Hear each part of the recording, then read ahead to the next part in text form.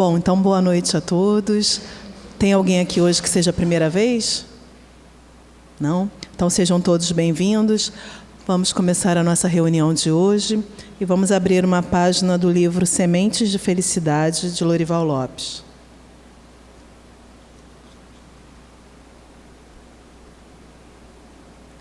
E a mensagem é a seguinte: trate as pessoas o melhor que puder. Um bom relacionamento proporciona alegria, garante boas oportunidades no seu trabalho, na sua economia e abre caminhos na realização social, cultural e religiosa. Dê-se com todos. Preste atenção ao que eles gostam que você faça. Agrade sem bajulação. Ensine-lhes o que é bom e evite as amizades interesseiras. Dar-se bem com todos significa que você aprendeu a amar. Então, a mensagem traz, o que Jesus veio nos ensinar, que é a lei de amor. Ela vem falar sobre os bons relacionamentos, como todos nós devemos relacionarmos uns com os outros como irmãos que somos. E assim, desse modo, nós vamos fechar os nossos olhos e vamos agradecer a Deus, Pai de bondade, Jesus, nosso irmão maior, pela oportunidade que nos deram hoje de estarmos aqui reunidos, em nome de ambos, para estudarmos um pouco mais da nossa doutrina espírita. Agradecemos a todos os presentes, encarnados e desencarnados, aos bons espíritos que aqui estão e que nos rodeiam, que inspire o nosso irmão que veio hoje fazer a nossa palestra e que abençoe a todos que aqui estão. Que assim seja, graças a Deus. Então, hoje é o Mateus com um tema: como transformar o ano novo em vida nova. Boa noite, gente, tudo bem?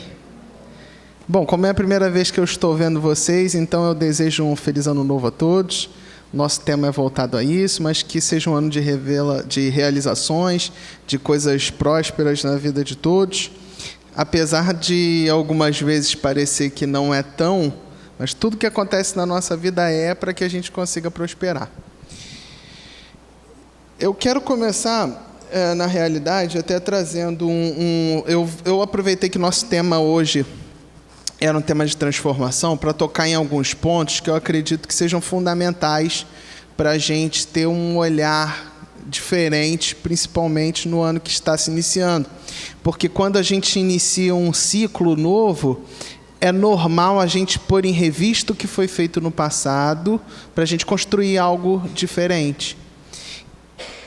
E aí eu tenho um hábito, eu vou colocar isso para vocês e vocês vão encampar essa ideia ou não, se vocês acharem por bem.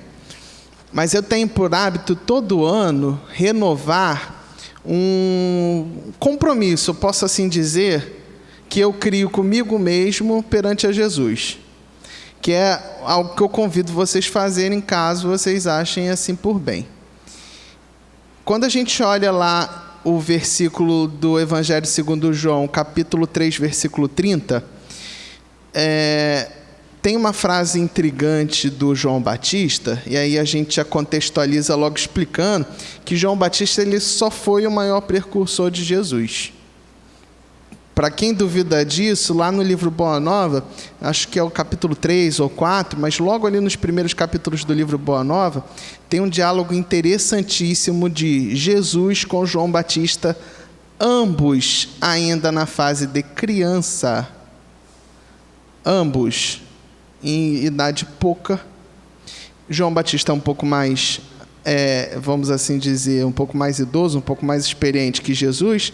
Ele contava lá com seus 8 a 10 anos, enquanto Jesus estava com 6 a 8 anos, mais ou menos por essa diferença. E Jesus já falava do alto de um monte, em Cafarnaum, já falava com João Batista assim: vai em minha frente, a fim de preparar o solo para frutificar a semente do Evangelho. Olha como é que as coisas são. Ele já dizia em criança para João Batista ir à frente como precursor que era. E aí, João Batista era muito confundido com o próprio Messias. Então, ele tinha uma popularidade enorme, ele tinha seguidores, assim como Jesus no início, porque Jesus foi além, muito além.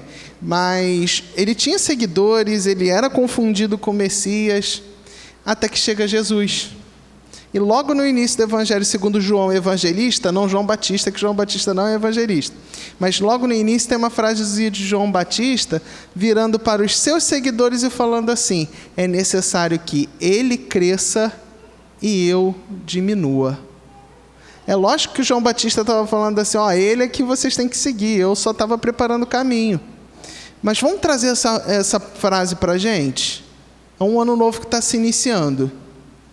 Eu posso continuar cheio de mim, cheio dos meus defeitos, cheio da minha vaidade, cheio do meu orgulho. Eu posso continuar cheio disso. Porém, o que eu vou enxergar na minha vida é o mesmo estado de coisas que eu vivo atualmente. Eu não estou contente com o estado de coisas que eu vivo atualmente. Então, o que eu preciso fazer? Eu preciso que Jesus cresça em mim e que eu diminua. O eu diminuído é o eu do meu orgulho, da minha vaidade, do meu egoísmo, para crescer Jesus com amor, com paciência, com afabilidade.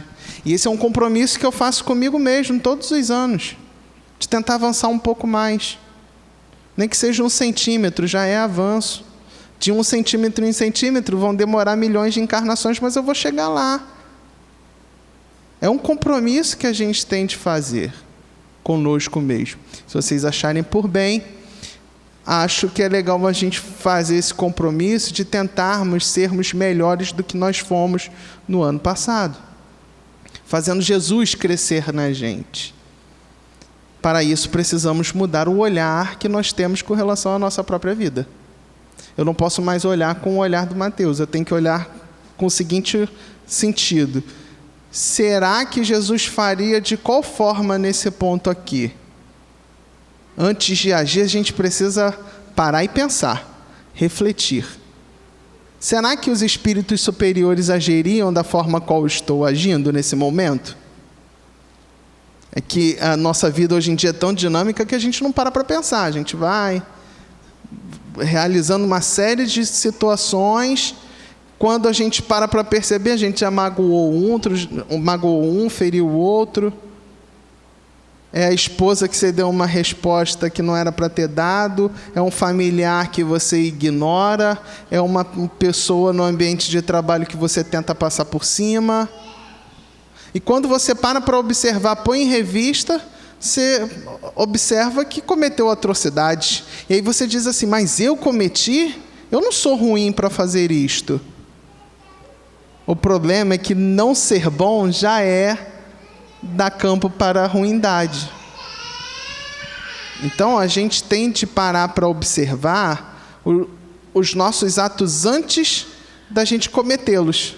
Porque depois que a gente joga no mundo os nossos atos, nós nos tornamos escravos dessas consequências. Antes, nós reinamos sobre esses atos, porque eu posso decidir a qualquer momento da vida não agir mal. É por isso que a doutrina espírita, inclusive, rechaça aquela ideia do indivíduo que nasceu com pendores homicidas, ou nasceu com pendores de obter vantagem ilícita sobre outro. Aí a pessoa nasce com esse traço de personalidade. Aí diz assim, ele está fadado a cometer este ato. Não, a doutrina espírita rechaça isso. Os espíritos falam bem claro, existe fatalidade? Existe, mas nunca no campo da vida moral. Porque até o último minuto, o último segundo, você pode parar o ato de puxar o gatilho para atirar em uma pessoa. Uma decisão moral sua. Mas para isso a gente tem que parar e refletir.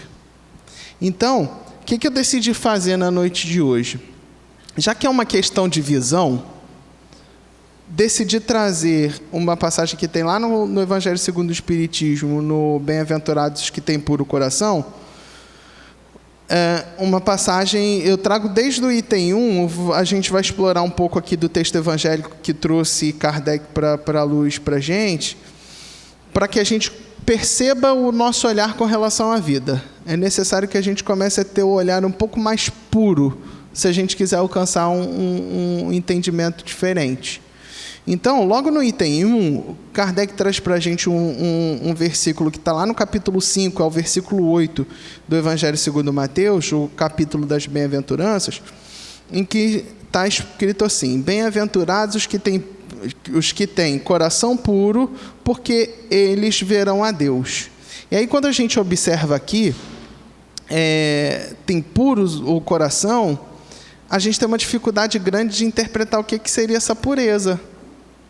Sabe por quê? A gente olha, eu vou usar um exemplo bobo, mas é algo que acontece. A gente olha uma pessoa com uma vestimenta que a gente não acha decente, a gente faz assim: essa pessoa tinha que se vestir de uma outra forma, porque não está decente. E a gente acha que isso é um estado de pureza. Não, isso é um puritanismo. Não é uma pureza. Porque a gente não deve parar para julgar uma pessoa pela vestimenta dela. E isso a gente faz na roupagem das imperfeições também. A pessoa comete um ato reprovável, a gente fala assim: ai, mas não deveria cometer dessa forma. Quando mais das vezes a gente comete um ato semelhante ao que o irmão fez na nossa vida de forma corriqueira.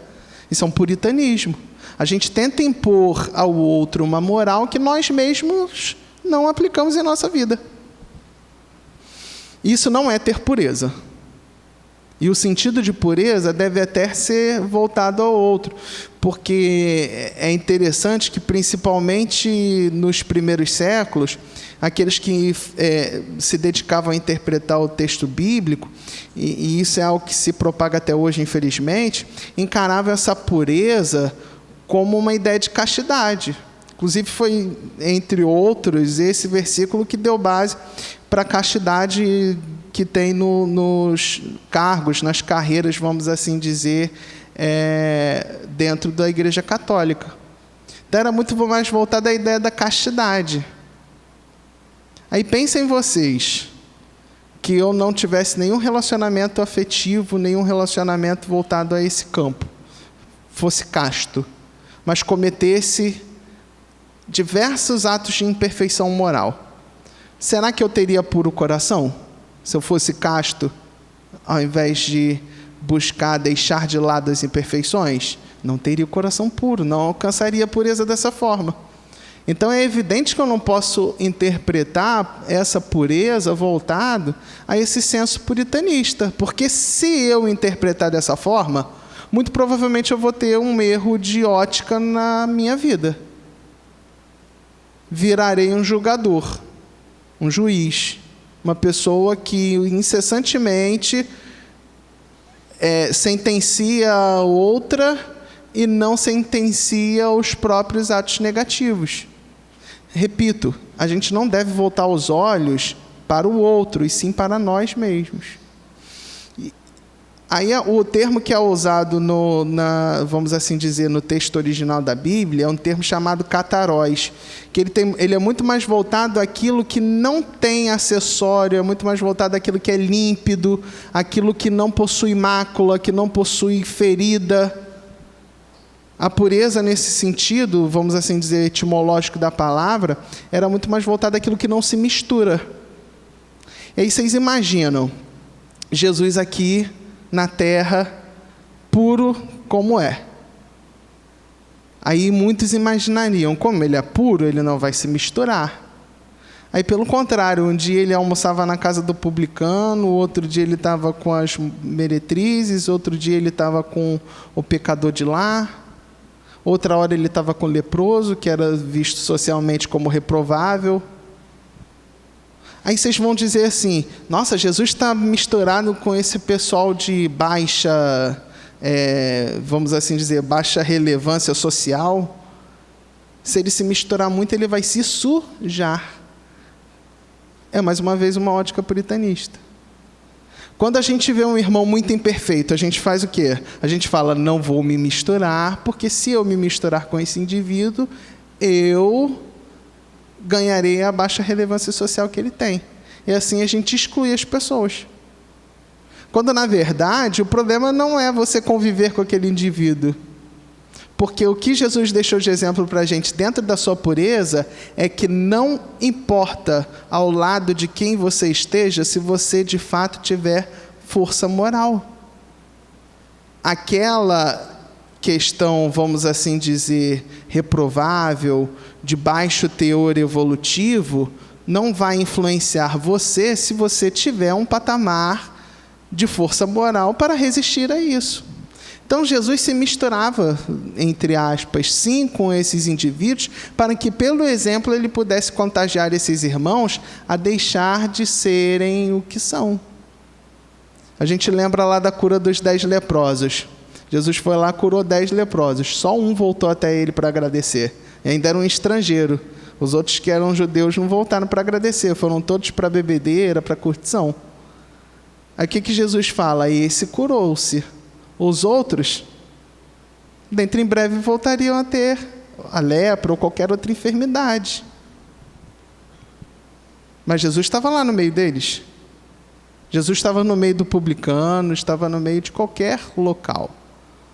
Porque ele não sofria nenhuma mácula mais. Ele poderia se juntar, que ele não iria misturar-se. Que é algo que a gente tem dificuldade de fazer. Porque a gente ainda não passou por esse processo de transformação.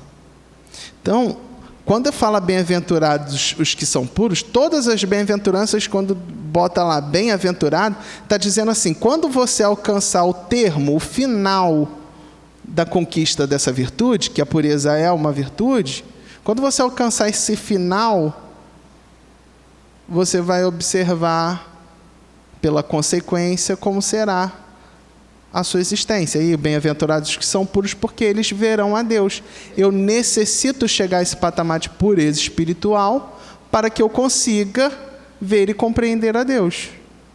A gente se lembra muito claramente de Kardec perguntando para os espíritos como é que era essa questão da visão de Deus. E eles falam, olha, os espíritos inferiores, eles sentem e adivinham Deus. Os espíritos superiores veem Deus e os compreendem, porque não basta você ver, você tem que compreender.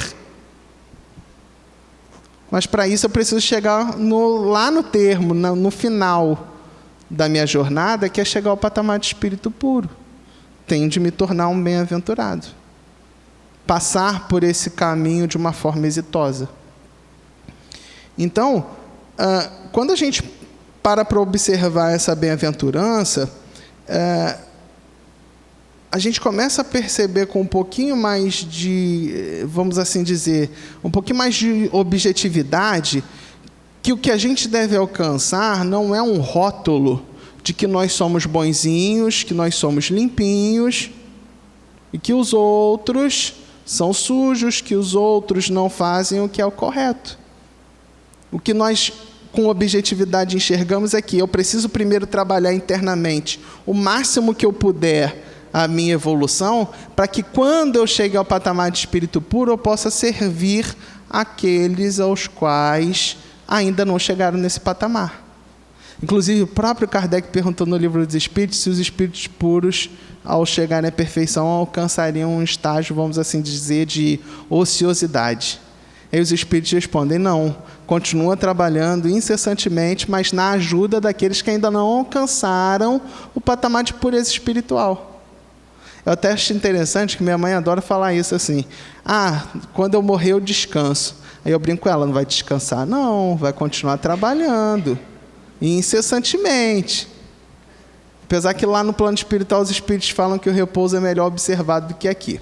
Em alguns casos eu concordo mesmo, que aqui a gente se impõe a algumas jornadas que não deveríamos. Mas lá a gente vai continuar trabalhando incessantemente. Quando a gente chegar no patamar de pureza, a gente vai trabalhar em favor do outro, já não é mais em favor da própria transformação interior. E aí, gente, vem uma pérola lá do Evangelho segundo Marcos, no item 2, Kardec muito prudentemente aqui acerta ao colocar, que é a seguinte passagem.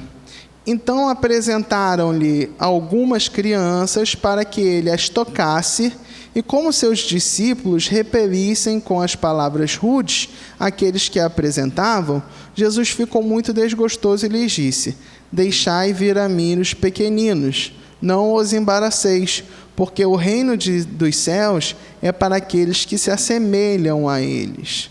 Em verdade vos digo, todo aquele que não receber o reino de Deus como uma criança, não entrará nele. E abraçando-as e impondo-lhe as mãos, as abençoava. E aqui a gente conta uma história rapidamente, porque tem algumas camadas de significados aqui que a gente tem que discerrar para compreender. Um pouquinho mais na frente vocês vão entender por que eu estou trazendo essas duas passagens. Quando Jesus se encontrava com os apóstolos ali, a gente tem sempre de compreender que as conversas de Jesus com os apóstolos eram conversas abertas. Jesus separava, em quesito de conteúdo, aqueles que os seguiam daqueles que eram os apóstolos. Os apóstolos eles já passaram por uma iniciação, a qual eles estavam no patamar de Jesus falar abertamente. Olha, tem que fazer dessa forma, é assim que funciona. A gente tem um exemplo muito claro disso, precedente àquela parábola da figueira que secou, Jesus falando sobre fé com os apóstolos de uma forma ultra aberta, bem reta, bem objetiva, bem clara. Diferente da utilização de parábolas que eles tinham com aqueles que os seguiam, porque eles possuíam uma capacidade intelectual reduzida ainda com relação ao Evangelho. E aí vocês imaginam, então os apóstolos ali, recebendo aquele conteúdo, tentando compreender, aprender o máximo possível, e chegam diversas crianças com suas mães, porque no texto a gente observa claramente que os apóstolos falavam palavras rudes para aquelas que acompanhavam as crianças. E na época não era comum criança ficar dispersa da mãe, não. A função da mãe era zelar pelo filho integralmente. Então os filhos andavam juntos das mães. E aí vocês imaginam, os apóstolos veem as mães e as crianças vindo na direção, eles deveriam ter imaginado assim: pronto, agora Jesus vai parar de contar para a gente aqui o que ele está contando, e a gente vai perder o valor. É lógico, qualquer um de nós, se estivéssemos na frente de Jesus ensinando algo, alguém viesse atrapalhar, a gente ia mandar embora. Os apóstolos tiveram uma reação natural. Embaraçou as crianças. Embaraçar é a mesma coisa que tentar impedir elas de chegarem próximos de Jesus. Jesus, a perfeição, não perdia uma oportunidade de ensinar, deixou uma lição bem clara para os apóstolos e para a gente agora também.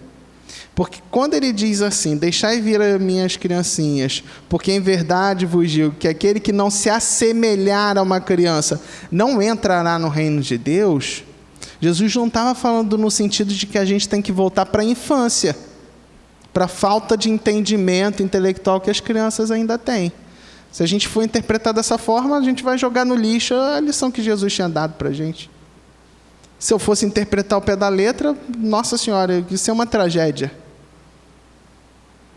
Mas numa primeira camada de entendimento, o que Jesus estava tentando expor é necessário que a gente tome uma posição a qual a criança tem e que nós perdemos quando começamos a avançar um pouco mais intelectualmente, que é a posição do aprendiz.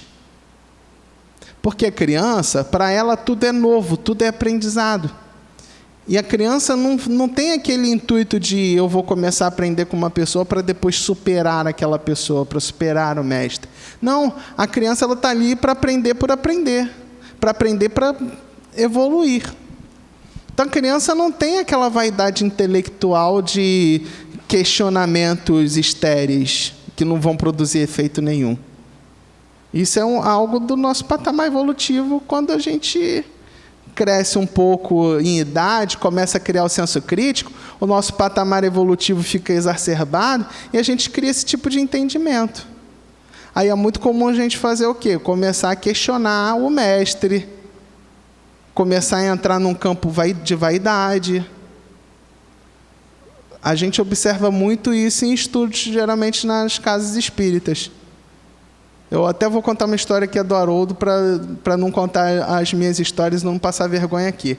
Mas o Haroldo, certa vez, o Haroldo Dutra, ele contava numa palestra em que ele adorava fazer aqueles malabarismos intelectuais, aquelas ideias, e puxava da filosofia, puxava da sociologia. E aí um dia chegou uma pessoa na casa que ele estava dando estudo, a pessoa é embriagada. Entrou daquele jeito, fazendo aquela bagunça, mas casa espírita tem que receber a todos. Ele falou que ele começou a se sentir incomodado com aquele indivíduo. E aí o indivíduo uma hora fazia um barulho, uma hora se mexia, ele incomodado, que estava atrapalhando a ele, no que ele próprio disse que era uma vaidade intelectual que ele estava.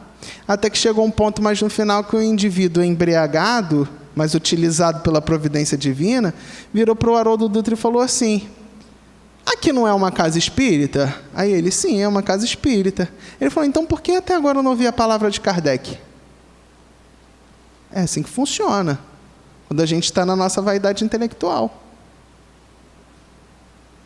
Então, o que Jesus diz quando ele fala de se assemelhar? Não é ser criança, é se assemelhar no sentido de retornar àquela humildade que a criança possui, de aprendiz, do aprendizado pelo aprendizado e não do aprendizado para instrumento de vaidade intelectual, para que dali para frente você, com, vamos assim dizer, usando uma metáfora, com o seu cálice esvaziado, você possa preencher o seu cálice com conhecimento divino.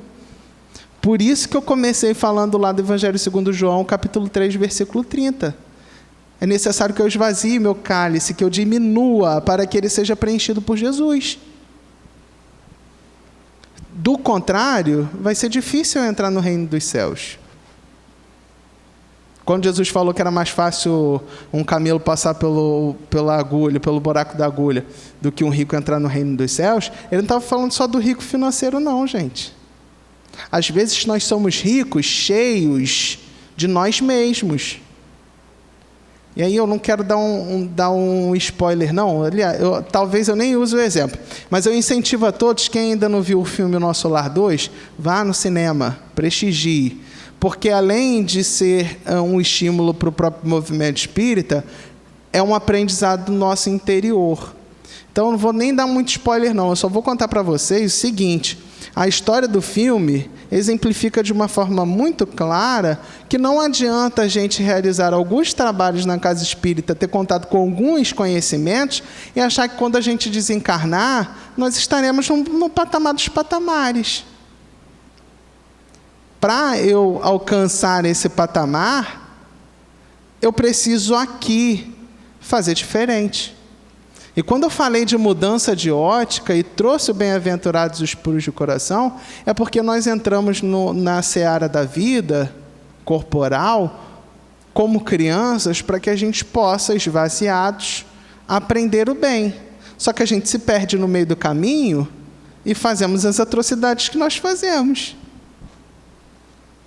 Para eu fazer essa mudança, como até o Terra propõe, da ideia de um ano novo, uma transformação, eu tenho que mudar a ótica para aquela ótica assemelhada à criança. E aí vocês imaginam a seguinte situação.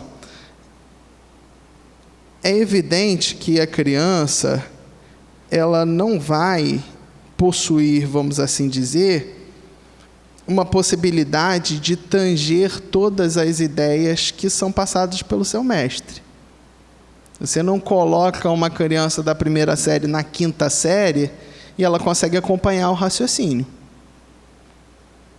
Então, o que Jesus expõe para a gente é, no patamar em que vocês se encontram, que ainda é um patamar de crianças, a gente está no primeiro patamar de exercício da intelectualidade de forma mais contínua, que é o mundo de expiações e provas.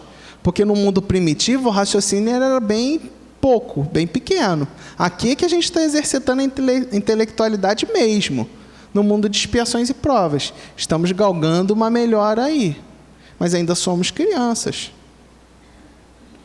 E enquanto crianças, a gente deve compreender que a gente deveria carregar, vamos assim dizer, como as crianças, uma humildade de aprendizado, mas também um amor que esquece as feridas. Quem tem filho sabe como é que é, ou criança em casa sabe como é que é. Leva o material para a escola, está lá o material todo bonitinho dele. Aí tem um colega que não tem. Aí o colega fica, esqueci a borracha, preciso apagar aqui. O que corre na hora a criança para fazer? Toma aqui, eu tenho uma borracha, toma. Pode usar. Quando o irmão nosso está na rua passando pedindo comida, ele não tem, nós temos. A gente oferta? Assim como uma criança entrega a borracha para outra? Não. Porque coisas de adultos são diferentes de coisas de crianças. Quer ver um outro exemplo? Está lá no recreio, um correu, esbarrou no outro, as duas crianças brigaram. Aí uma brigou com a outra, aquela tempestade naquele momento. No instante seguinte, estão as duas abraçadas, rindo, somos amigos. Quando um colega de trabalho meu me ofende, eu no momento seguinte consigo perdoar e continuar sendo amigo dele? Ou eu carrego pelo milindre, pela mágoa, aquilo ali muito tempo? Eu carrego.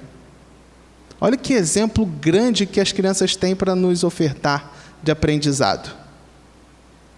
E isso só é possível porque, pelo planejamento divino, isso é algo que a gente até debate pouco, deveríamos debater mais, mas o Emmanuel explica para a gente no livro Pensamento e Vida, no Seara dos Médiuns, o André Luiz aborda um pouco isso também no Mecanismos da Mediunidade, de uma forma mais até indireta, mas explicam para a gente que as crianças nos primeiros anos de vida, por passarem por todo o processo de esquecimento do passado que o espírito tem de passar, a transição da encarnação ainda não é plena. Ele está em processo de transição encarnatória. Ou seja, ele ainda está mais ou menos encarnado, claro, guardando as devidas proporções.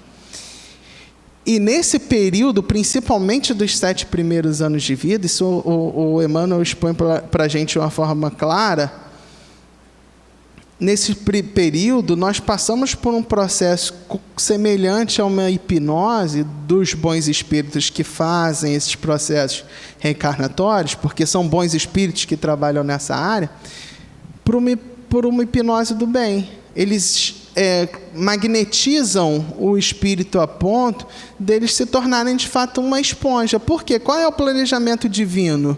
Que nesse período da primeira infância, os pais lancem boas sementes e, independente do senso crítico que vai ser criado por aquela criança após os 7 anos, independente da personalidade que vai começar a brotar após os 7 anos, se tiver ali bons valores sendo semeados, quando essa personalidade ainda cruel do passado espiritual começar a surgir, entrará em confronto com essas sementes boas que foram lançadas.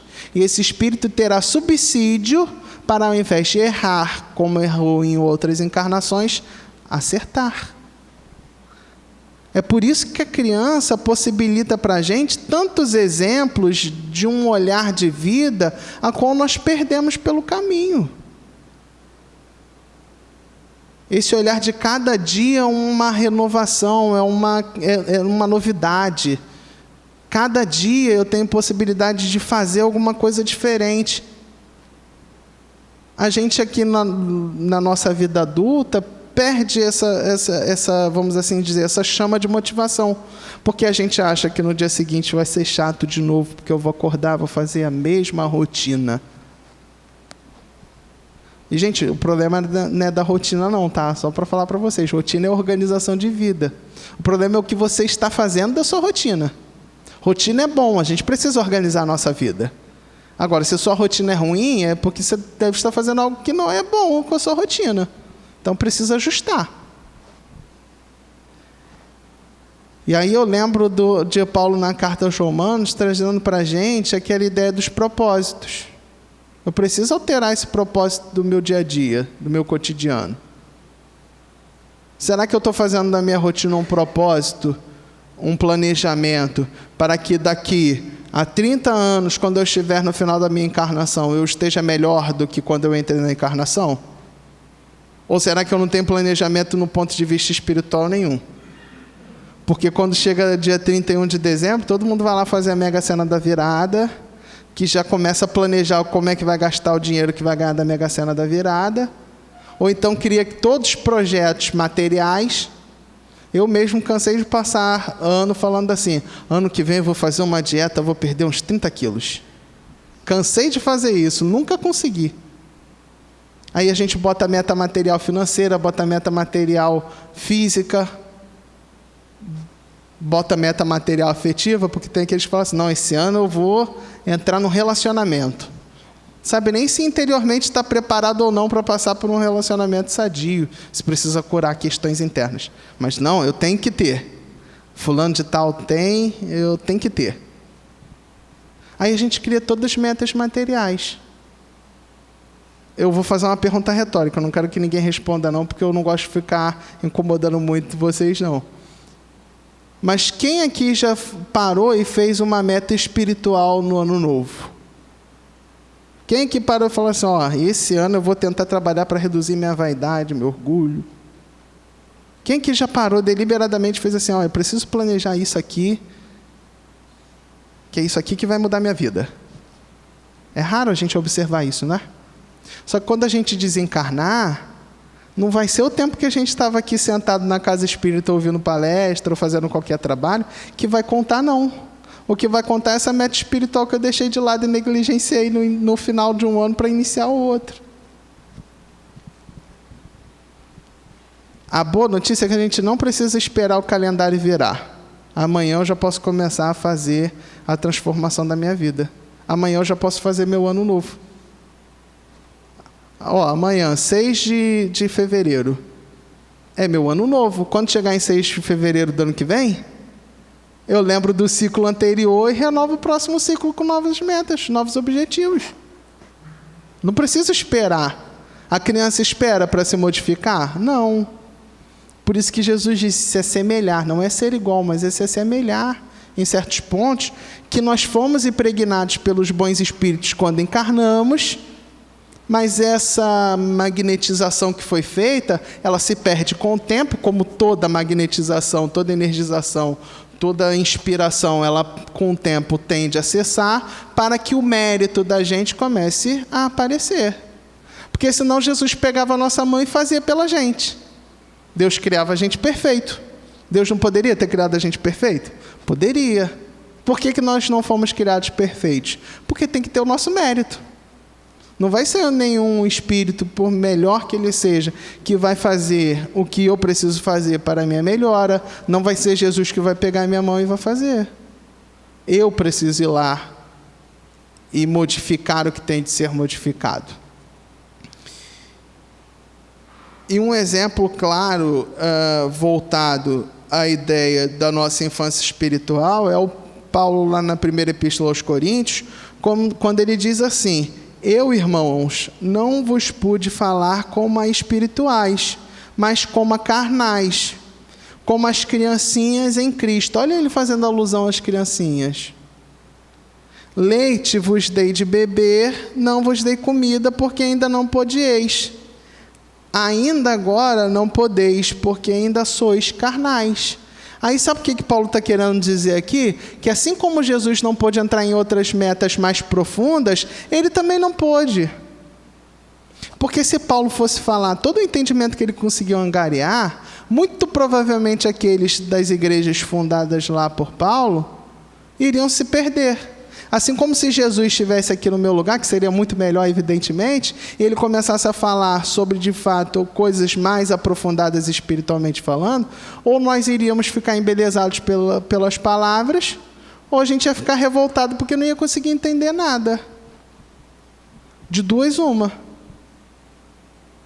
Então, o que fez Jesus? E Paulo o emula. Deu leite, porque é o alimento da criança. Porque se desse comida, a gente provavelmente iríamos, vamos assim dizer, nos estragar. Imagina um espírito muito inferiorizado, com conhecimento muito grande de magnetismo, o estrago que ele não faria aqui no plano material. Isso já acontece, tá? É um pouco mais raro a gente observar um esclarecimento intelectual muito grande dentro da inferioridade espiritual, a qual ainda nos encontramos, mas isso acontece, e a gente observa as dificuldades que são geradas por isso. Quem trabalha em reunião mediúnica, então, quando recebe um desse, fica de cabelo em pé, fica assim, caramba, agora o que eu vou fazer? Ele pede ajuda para os mentores, que eles vão saber, eles vão encaminhar.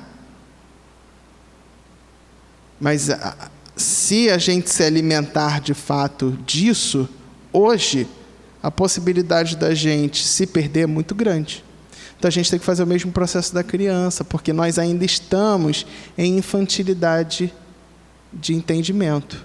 E aí, nesses últimos minutos que me faltam aqui, eu quero aproveitar a oportunidade para a gente puxar essa questão da transformação para o seguinte sentido. Quando a vida me presentear com aflições, eu não posso, em nenhuma hipótese, vou usar uma palavra difícil, mas vocês vão me entender, entrar num estado de genuflexão, de colocar os joelhos no chão e orar a Deus falando assim: tira, pelo amor de Deus, essa situação do meu caminho. Porque todos os anos nós teremos desafios. Em todos os anos nós teremos desafios. E aí, se eu entrar nessa postura infantil, do ponto de vista de amadurecimento, e não infante no ponto de vista da exemplificação da pureza da criança, da possibilidade de aprendizado, se eu entrar nessa falta de amadurecimento, o que eu estarei fazendo comigo mesmo, além de criar desculpas, é me manter estacionado. Se eu quero fazer essa transformação, eu preciso aproveitar os presentes que a vida me dá. E aí eu vou contar para vocês o propósito desse ano meu. O propósito que eu fiz desse ano é: o que acontecer de bom eu vou dar graças a Deus, e o que acontecer de ruim eu vou dar graças a Deus. E esse ano começou me desafiando para caramba, porque o início do ano foi difícil para mim, confesso a vocês.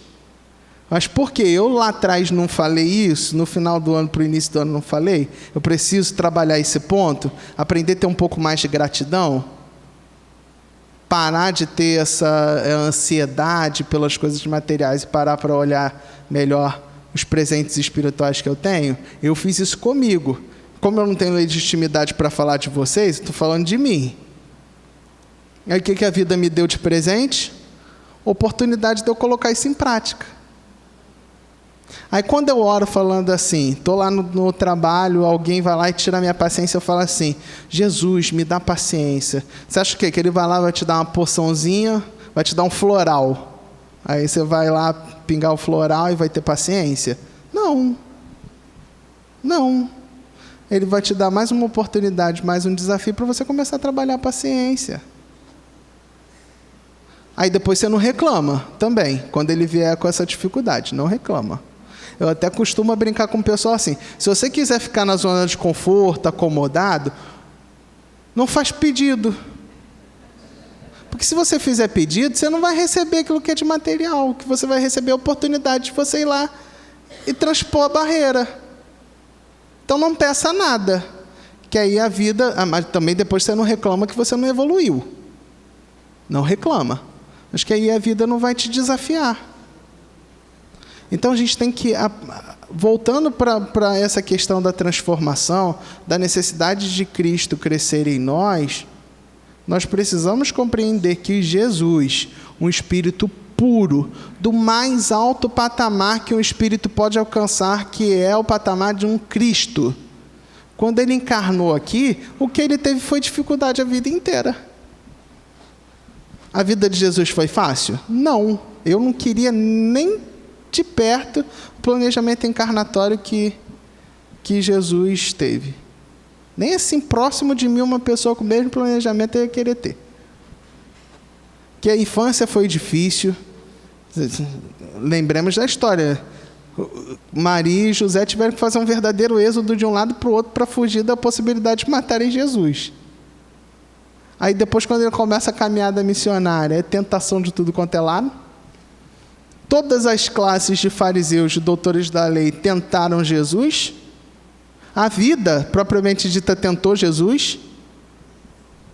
E não era expiação, não, era exemplificação, porque um espírito puro como Jesus, quando encarna aqui, não passa por expiação, não. E aí, Jesus vai e passa esse exemplo todo para a gente. Mostra esse exemplo todinho.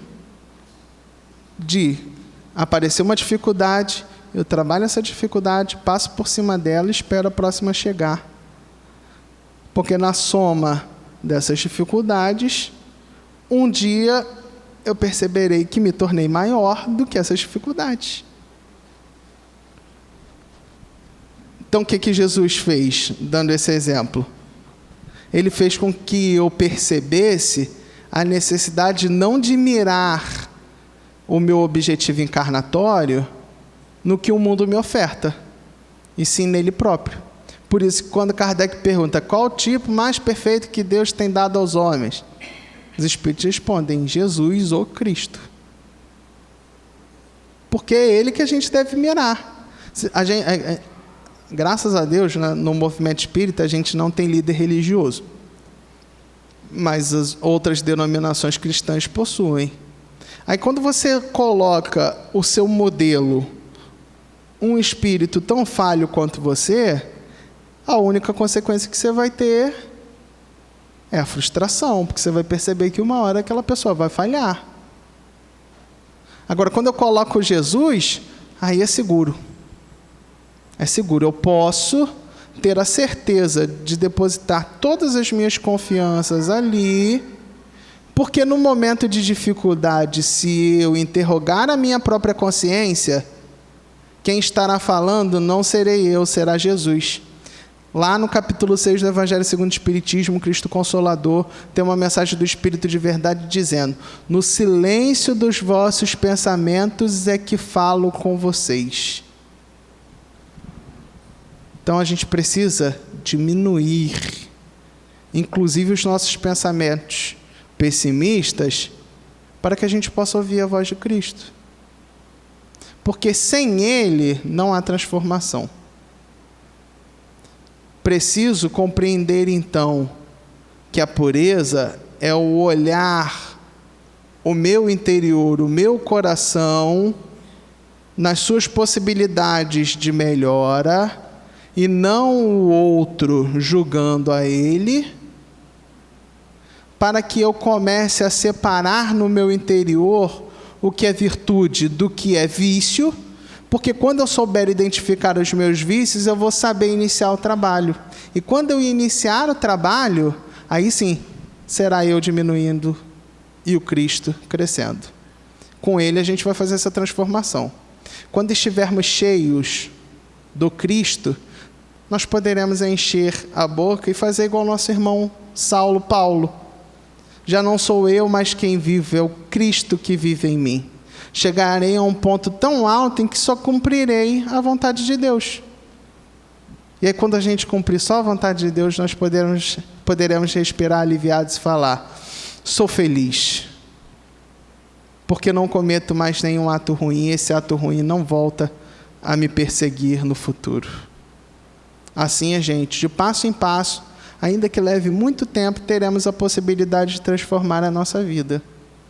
Repito o que eu falei lá do início. Quem estiver pronto, quem achar por bem, que crie, a partir de hoje, esse compromisso de amanhã ser melhor do que ontem, de que nesse ano ser melhor do que foi no ano passado, para que no ano que vem a gente possa melhorar ainda mais. Porque, no final das contas, esse compromisso não vai beneficiar quem está ao redor, não. Vai também beneficiar quem está ao redor, mas vai beneficiar muito mais a gente. E é isso que importa nesse momento em que nós estamos vivendo. Porque para ajudar os outros irmãos, a gente primeiro precisa alcançar o patamar de espírito puro. É só quando a gente alcança esse patamar, é que a gente ajuda o outro verdadeiramente. Até lá, o trabalho que a gente tem que fazer é em nós mesmos. É claro que a gente deve promover todo o possível de ajuda ao próximo para amá-lo. É óbvio. Não estou aqui fazendo um incentivo ao egoísmo. Não é isso que eu estou dizendo. Para ficar bem claro, o que eu estou dizendo é que antes da gente pensar em ajudar o próximo, a gente tem que desenvolver a gente. Porque, senão, a chance da gente errar junto com o próximo é muito grande. Como Jesus disse, cego guiando cego, ambos caem no fosso. Então deixa Jesus guiar a gente, até que a gente chegue ao patamar de espírito puro, de Cristo, e possamos guiar a outros. Então, gente, eu quero agradecer a todos na noite de hoje, deixar renovar aqui o meu feliz ano novo a todos vocês, deixar o meu abraço fraterno individual a cada um. Eu vou ter que me ausentar, não vou poder ficar para a parte do passe, até estava falando com a nossa irmã, queria avisar, porque eu vou ter que voltar para a Casa Espírita rapidinho para fazer um trabalho. Ainda lá a gente trabalha dia de segunda até às 10 horas, então eu espero conseguir chegar lá a tempo das 9h45 ainda realizar um trabalho lá. Então quero agradecer mais uma vez, desculpa eu me ausentar antes do final do passe, renovo aqui meu agradecimento, meu abraço fraterno a cada um de vocês. Uma boa noite. Boa noite, pessoal. Toda segunda-feira a gente recebe, né? Um puxão de orelha. Caramba! Nós temos muita cara de pau, né? Não? Muita cara de pau nossa, né? Mas eu acho que nós estamos demonstrando para Jesus o nosso esforço, né? Às vezes a nossa cara de pau, a gente passa verniz e vai levando, mas a mensagem de Jesus está penetrando na nossa alma devagar, né? E nos ajudando a ter uma postura mais positiva diante da vida, diante dos vários desafios que passamos, que não são poucos, né? Não podemos esquecer que estamos num planeta de provas e expiações, o segundo no patamar dos mundos, né? Há pouco tempo éramos mundos primitivos e estamos a caminho da regeneração.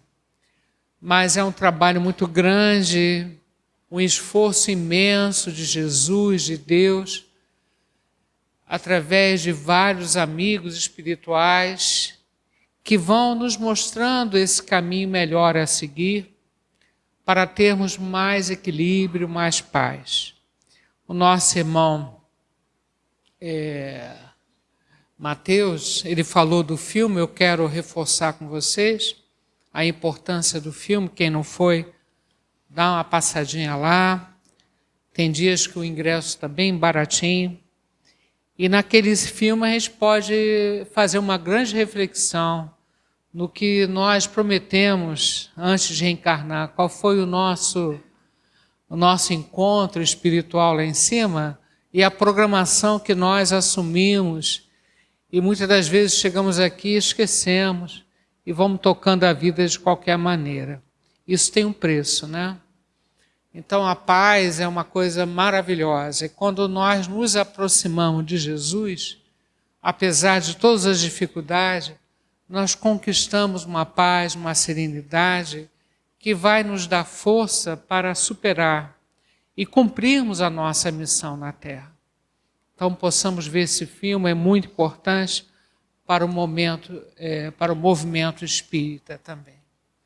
Então, amado Mestre Jesus, nossa gratidão. Estamos aqui toda segunda-feira refletindo, pensando, damos um passinho de formiga, mas estamos a caminho da evolução. E isso é muito importante. Nós queremos começar agora os nossos momentos de oração, que é um momento de caridade, é um momento de ação que nós fazemos para os nossos irmãos. Então estamos nessa casa espírita, todos nós com certeza já somos pessoas do bem, temos as nossas dificuldades, mas somos pessoas do bem, somos cristãos. Estamos tentando melhorar a cada dia. Isso é uma certeza que nós já temos dentro do nosso coração, da nossa mente. Então queremos orar por aqueles irmãos que passaram a sua vida na Terra, cumpriram a sua etapa de estudo e hoje estão vivos em outra dimensão, em alguma morada do nosso Pai. Estamos todos nós mergulhados no mesmo fluido cosmo universal, onde caminham as nossas emoções, os nossos sentimentos. E nós queremos, através da oração, direcionar esse sentimento para essa pessoa querida que está no plano espiritual. Nós temos uma família imensa do outro lado, né? De repente um filho, um irmão, um amigo, uma mãe, um pai, um avô. Cada um de nós aqui possa pensar nessa pessoa querida e usar essa ponte que o fluido cósmico universal proporciona para abraçar essa pessoa. Isso é possível, sim. Abraçar essa pessoa, cheia de saudade, mas naquela torcida para que ela, no plano espiritual, continue trabalhando, estudando, entendendo a necessidade da vida espiritual, na necessidade de procurar a Jesus para se fortalecer. Então nós queremos pedir com muito carinho pela nossa irmã Maria Lúcia Nunes de Melo. A sua irmã Regina de Araújo Melo pediu para eu colocar o nome dela aqui, dessa irmã querida. E Regina preocupada, né, com Maria Lúcia, querendo que ela esteja muito bem. E com certeza ela vai receber esse carinho de sua irmã. E também da minha irmã Sueli da Silva Maia, que ela pouco a pouco se fortaleça e esteja bem no plano espiritual. E também o nosso irmão Paulo Sérgio Souza Costa, que tem 1 ano que aí ele desencarnou, que ele continue nesse processo, né, de harmonização com Deus. E todos os nomes que nós colocamos na caixinha de prece, todos os nomes que estão na nossa mente, no nosso coração, eles vão receber essa prece. Tenho certeza disso. Aqueles que estão assistindo pelo YouTube, pelas redes sociais, nesse momento, não importa o horário, faça a sua oração e eleve o seu pensamento a Jesus. E pedimos: Pai nosso, que estás no céu, santificado seja o vosso nome. Venha a nós o vosso reino. Seja feita a vossa vontade, assim na terra como no céu. Assim na terra como no céu. O pão nosso de cada dia, dai-nos hoje, ó Senhor. Perdoai as nossas dívidas, assim como perdoamos aos nossos devedores. Não deixeis cair em tentação, mas livrai-nos de todo o mal. Não deixeis cair em tentação, mas livrai-nos de todo o mal. Graças a Deus. Senhor Jesus, que essa energia, essa oração, ela tem uma repercussão espiritual profunda, né? E atinge a várias camadas, atinge a todos os seres. E nós pedimos por tantos irmãos que nós não conhecemos e que estão no plano espiritual precisando de ajuda. Tantos irmãos aqui presentes no plano espiritual, também recebendo esse abraço de Jesus. Que Deus abençoe a todos. Continuando nessa energia, toda vez que nós chegamos aqui nessa casa, nós viemos buscar esse alimento espiritual, mas não só para nós, mas para quem está ligado a nós.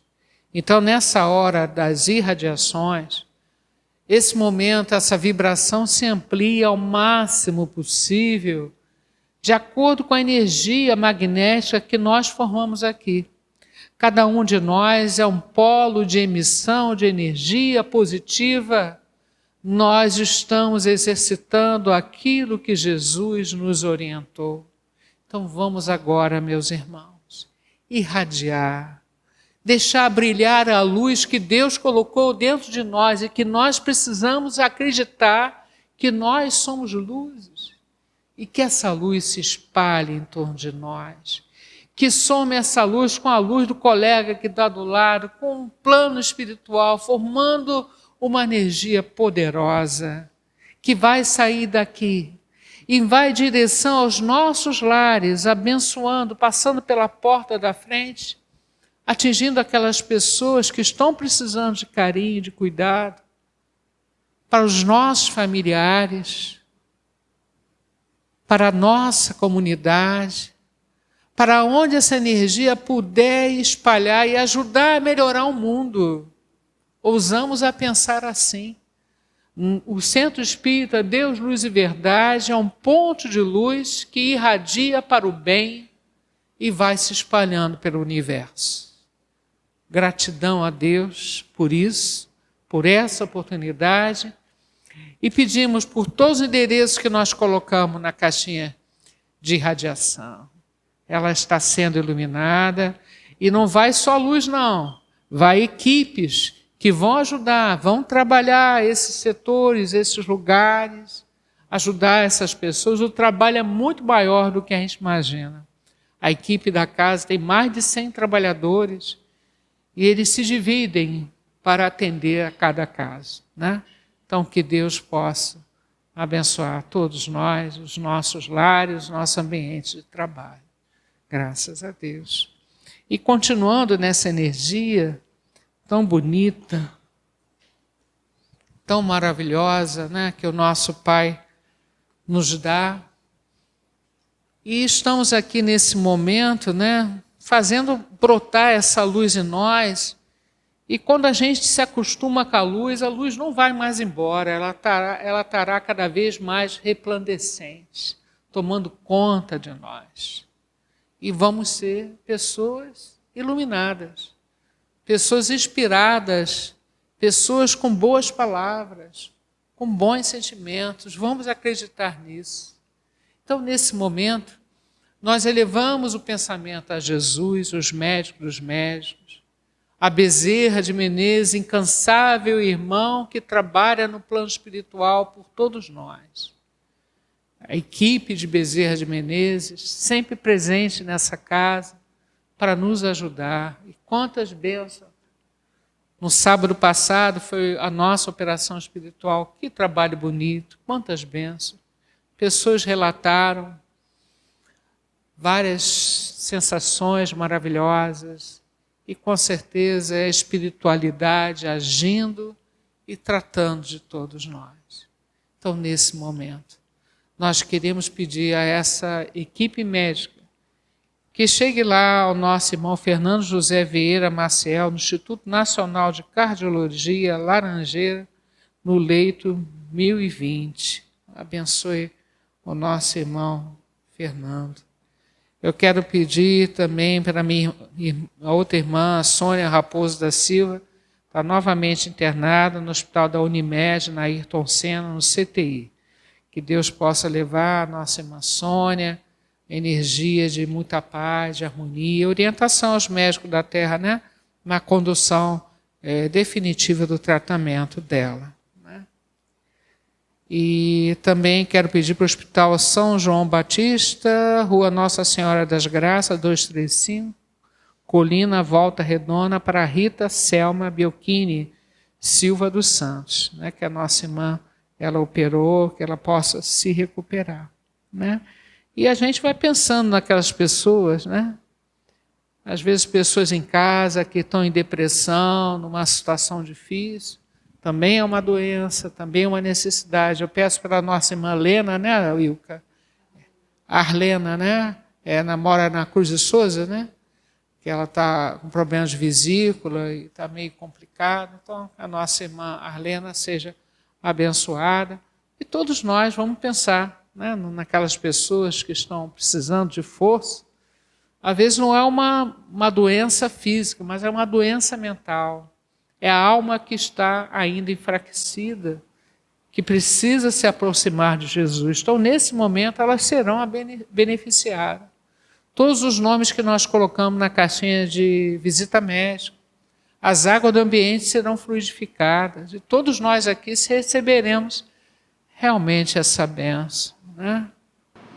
Contam que Jesus certo dia andava junto ao lago azul de Genezaré, e as multidões ele ministrava seus ensinamentos de amor e fé. Com saliva e lodo curava os cegos, junto ao velho tanque de Siloé, numa tarde linda de primavera. Outros mais prodígios ele fizera na cidade santa de Nazaré.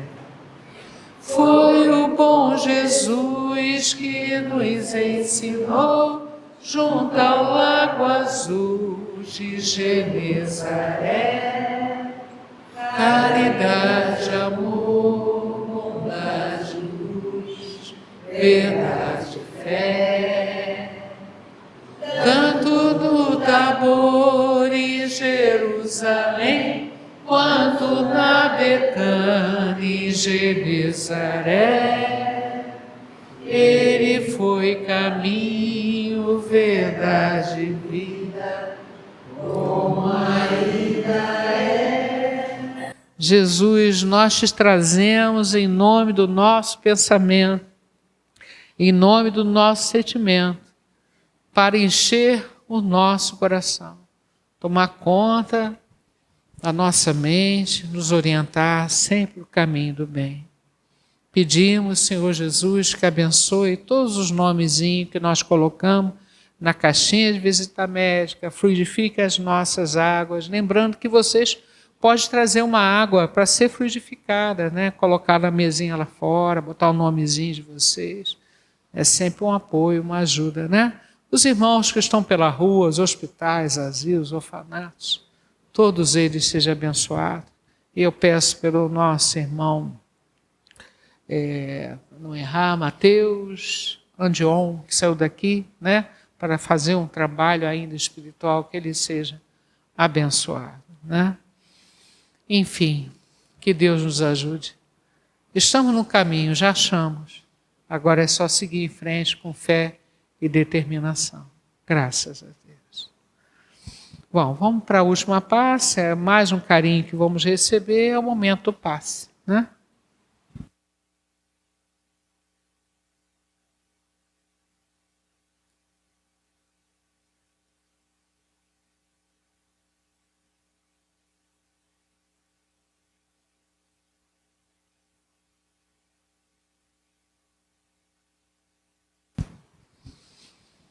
Quando o mar revolto da vida quiser te afastar de Deus, quando uma tristeza infinita povoar os dias teus, não esqueça, meu amigo, de fazer sua oração, de elevar a Deus os olhos e pedir sua proteção.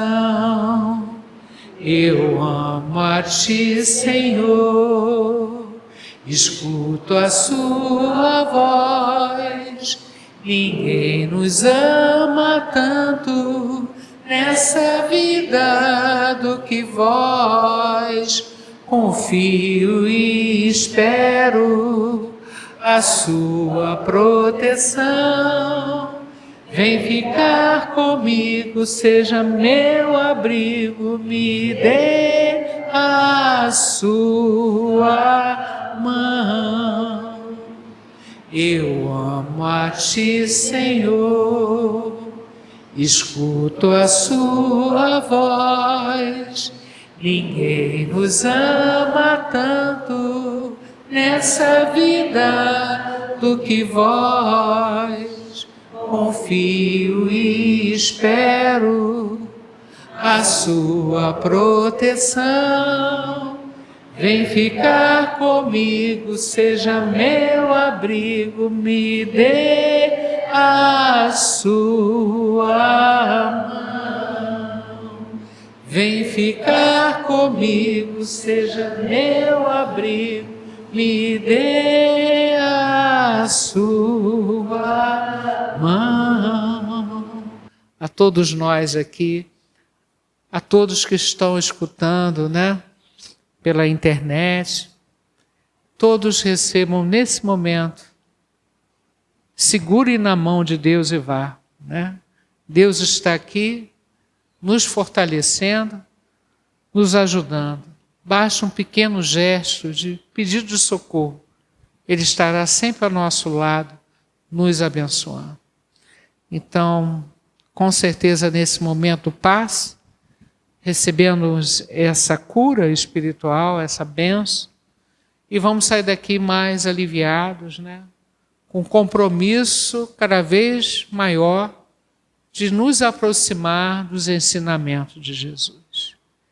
Então, meus irmãos, é hora de agradecer por tudo aquilo que nós recebemos durante a nossa sessão, pedir a Deus que possamos sair daqui renovados, chegar em casa com toda a tranquilidade e segurança, e que Deus possa abençoar a nossa terra escola tão querida, que está passando por um momento com vários sentimentos, né?